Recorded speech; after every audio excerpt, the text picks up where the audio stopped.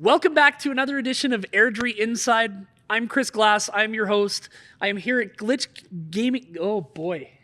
We're keeping that in. Wow. All right, let's try that one more time.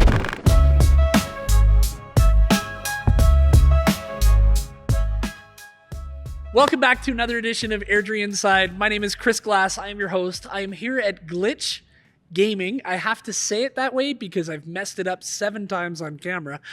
They have graciously offered us their space as a sponsor, and if you see this room, you will know why we wanted to film here. Visually, this place is beautiful. Come check them out. There's live music. There's even wrestling from time to time. But this is a great venue and a great location. So come support a great Airdrie business. And welcome back to another episode. I am with Riley Tobin. Riley, welcome to the show. Thanks for having me, man. Yeah, it's the first time I've done anything like this, so I'm a little nervous. That's okay. That's okay. The reason why I wanted to have you on, we've known each other for a while, but you are a volunteer coach in the city, and I have a special place in my heart for people who volunteer and give back to the community. So you are the head coach at George McDougall High School, or co-head coach. Our assistant, Mike Nielsen, he's the head coach. He's the head coach. We try to do a 50-50 job. I've learned everything I know is from Mike, so he is our head coach. He's your head coach, but you are a volunteer coach in the city for the George McDougall Mustangs football. Wow. Yeah, that's how where my head is. Basketball team. Yep. How's the season been? Man, it's been really good. All in all, there's years where, you go into the year and you're kind of like, it's going to be a tough year. Yeah. And this year going in, we knew we were going to be good. We knew we were moving from 3A to 4A. Yeah. And that's been tough. Had we been a 3A team this year, I think, ranked provincially would have been, something on our horizons. The fact that we were 4A, it was about trying to win our league. And we actually just had a heartbreaker on Saturday, so we got second place. But all in all, it's been a great year, great group. Now, George Mac in the past couple of years has been really known for football. Yep. It's been turning slowly into a sports school. Yep. But now all 4 basketball teams were playing in the league final. I know it wasn't the result us Mustangs were looking for. Yeah. But what growth has the basketball program as a whole gone under in the last couple of years? I think it starts with the people that are coaching at the JV level, and right. We have Howard. He coaches the JV boys. Jess, she's actually a teacher at the school. She teaches the girls. We have Jamie Newman, and he's actually went with his same group. They were JV into senior. And, I think it starts with just establishing a culture, right. a culture where, we want to have fun because it's sport. And, that's really that's the be all end all is you got to have fun. Right. But just kind of having a competitive drive and, just instilling that desire to win. Into the teams, and when it starts in grade 9, then they can build on it, right? So we've had some really good coaches that have built some really awesome athletes. Now, the league we're in, I say we, I should try to be unbiased, but I'll tell you, I had a run of Burt Church athletes and former students on, so it's great to be saying we again when I'm talking about athletics. But what was I thinking about? You had said something that just hit me off. But when we're talking about these programs, there's so much work that goes into them.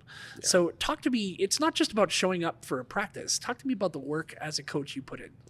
Oh, I mean, it's funny. Mike and I, my wife jokes whenever Mike calls me. She's like, "All right, good night." Yeah. Because it's always like, "Oh, we got to talk about a few things," and it turns into, on Sunday we had a conversation. It was 3.5 hours. Right. And it's just constantly trying to evolve. You'll play a team. and they throw a zone at you or a trap at you that you haven't really seen. So, then it's about kind of, scouring YouTube and figuring out ways to beat, what these good teams are bringing. The first time we played Chestermere, they threw a 3-quarter 1-3-1 press at us. We hadn't seen that. And, that was tough. And they did a very good job at executing it. So, going to the game on Saturday, that was one of our focus points was, we got to break this trap because it killed us. And we did a very good job at it. But obviously not good enough. Well, and my point earlier before I lost my train of thought was the Rocky View School District has become one of the more competitive leagues across sports. I mean, football right now, I know that, the battles between Burt Church, us, Croxford, and Cochrane are very heated. And basketball might be different players, but this league is extremely competitive there too, provincially. Yeah. I think, I think there's been a big shift. In basketball, we're seeing it. You're seeing it in the NBA now too. Where Canada, we actually have some stars. Some real athletes. And I think the development of basketball players, it's kind of what it was at the when I was growing up. It was hockey, and there was club hockey. Rep teams, travel teams, training camps. We didn't really have that. Especially where I was in the Yukon, we didn't have that for basketball. But here now, you have athletes that are playing basketball 12 months a year. Now, I wanted to touch on the Yukon side of it because that's one of the things I was tipped off to you.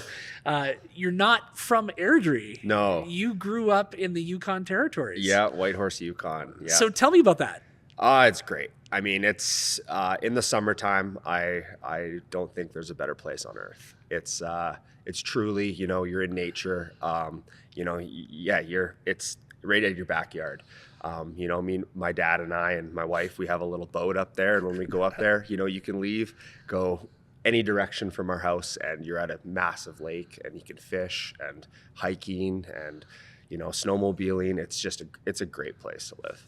And you played basketball up in I did, yes, in the territories there. Yes. And you played against Alaska. Yeah. So tell me about that. So in Whitehorse there was only 3 high schools, and we were competitive within each other. But it gets old. When you have you have these tournaments, and it's just like, okay, you play 2 games and that's it. So we would travel to Alaska quite often.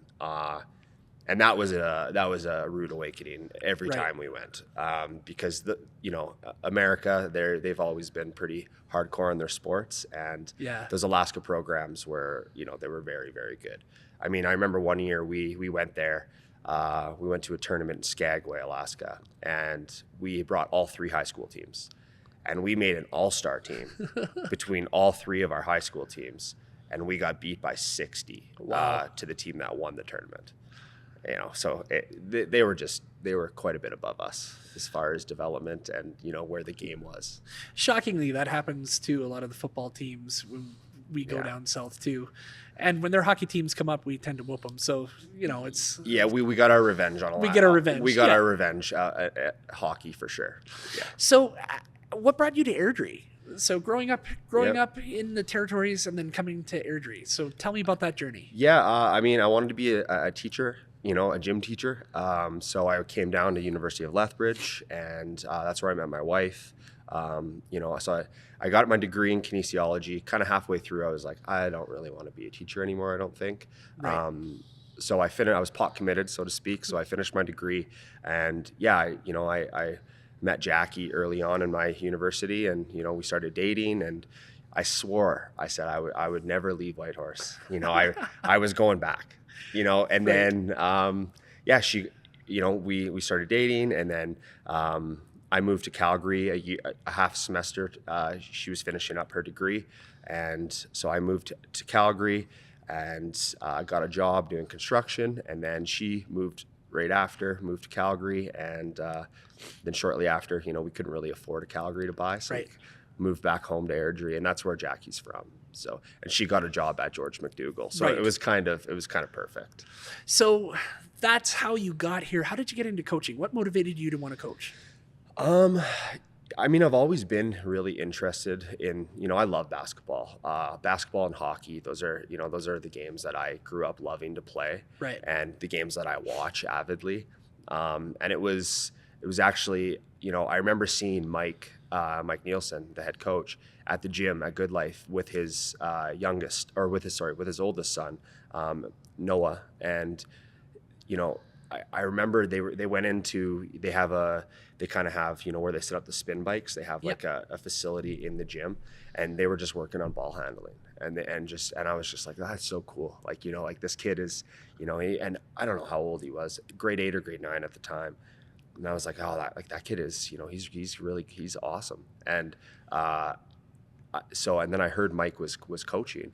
So I kind of, I got a hold of him and I said, hey, like, would you mind if I, tagged along and coached with you for this year? And that was Noah's first year, was his grade 11 year. And so that was 7 years ago, 2018. So that was the first year I coached, and I fell in love with it. Right. Being an avid sports, an athlete, I love it, everything about it. Once you get to a certain age, you don't get to play it competitively anymore. No. It gets less competitive the older we get. Very few people get to actually continue it, and it was pretty cool. I get my fulfillment, my competitive, itch is scratched from it. There's still, a couple % of me that it's just like, it's wishes it could be out there. Yeah. But no, that's what made me fall in love with it, is just, being able to be competitive, and that team atmosphere is just awesome. And you've been coaching for 7 years now. Yeah. What are some of the highlights of your career as a coach? Obviously this year and the run you've been on is why I thought you'd be perfect for this, because the transformation in George McDougall basketball has been dramatic, and it's great to see. But give me some of your highlights. Oh man, honestly, this year, beating Strathmore, was the biggest overcome, come from behind lead that I've ever been a part of. We were down 36-20 after the first quarter. Okay. And they're ranked, I believe, second for 3A. So we were in a tournament. It was Cochrane's tournament. We'd beat Cam Rose, I believe, who is 4th or 5th ranked 3A in the province. We beat them the game before. And it was a dogfight. They're a fantastic team. We beat them, and then we go into Strathmore. We get punched in the first quarter. Our guys, they were ready for it. And we just slowly chipped away, and we ended up winning. A nail biter, and that was just like, it gave us something to go back on. And it's just like, hey guys, like, remember when we were in Strathmore or when we were in Cochrane at playing Strathmore, and we were, we were down 16 after the first quarter. You guys battled back, so that for sure that's the biggest win. Just the guys, they're so funny. Like, it's just every year, there's just so many times where they have you just rolled over, belly laughing because of something they said, and it kind of keeps you young, I think. Yeah. It's funny, we have some of the same players in common with Agisha and Riley on the team, and they've made me laugh quite a bit. Oh, they're so funny. Tell me about some of the personalities. Tell me about some of the stars on the team this year. Oh, well, I'll start with our captain. Well, we have 2 captains. One of them, Caden Zaharko. Yeah. And he's a hockey player, kind of growing up, but he played basketball at high school.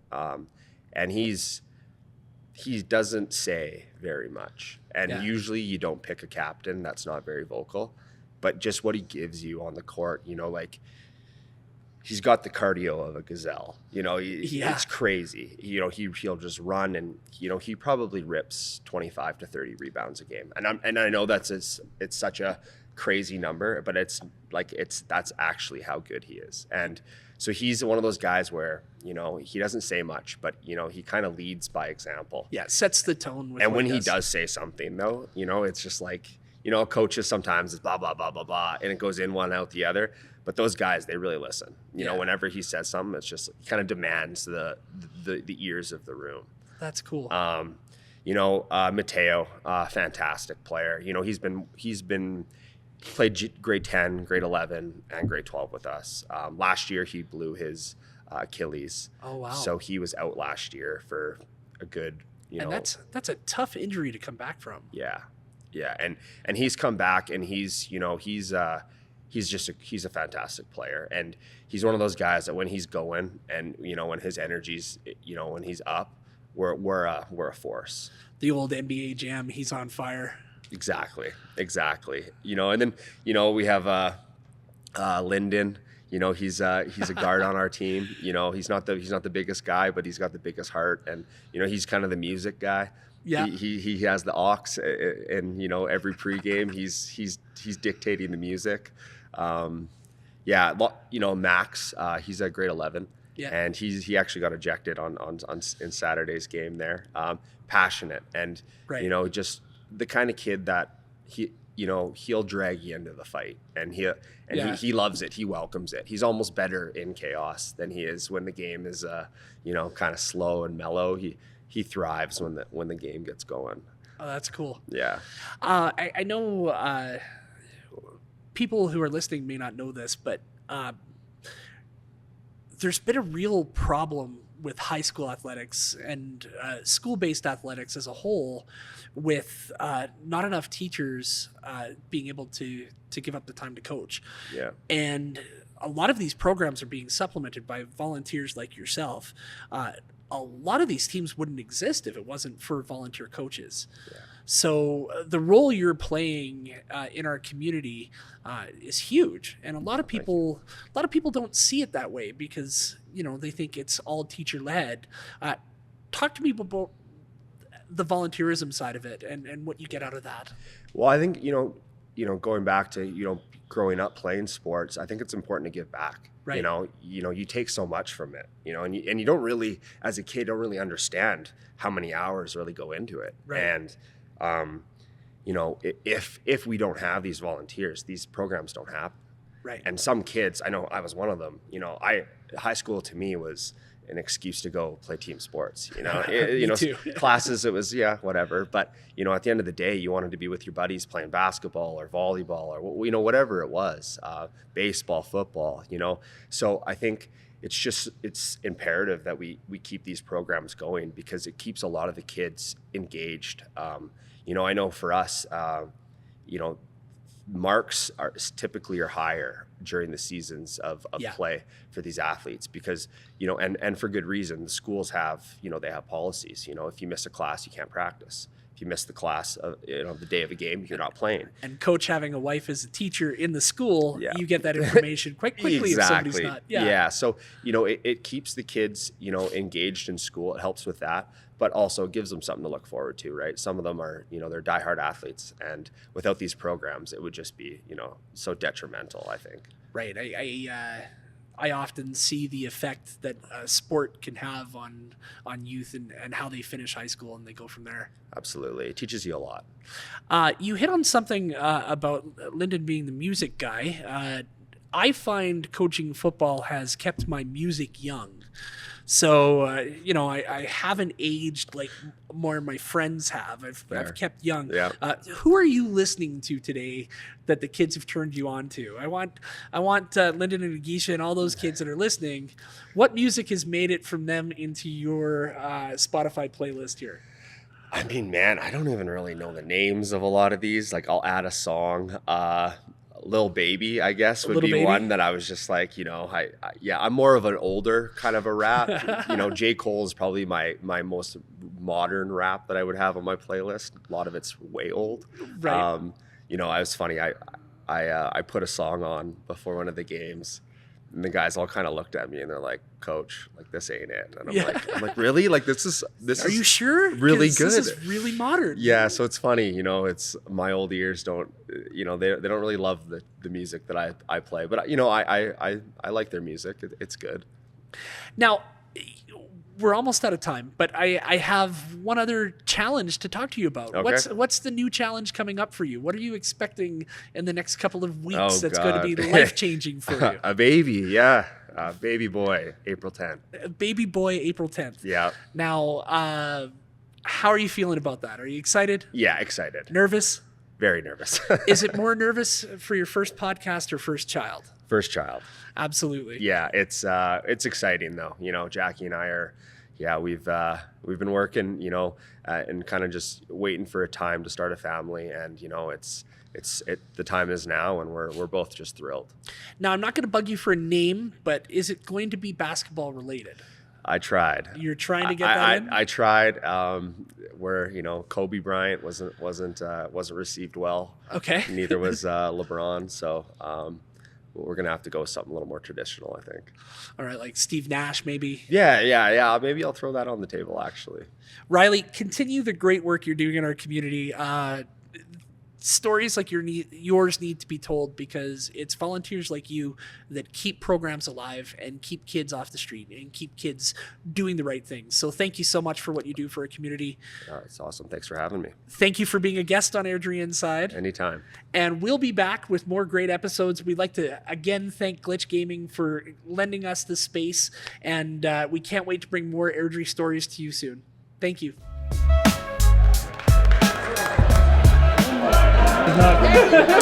Yeah!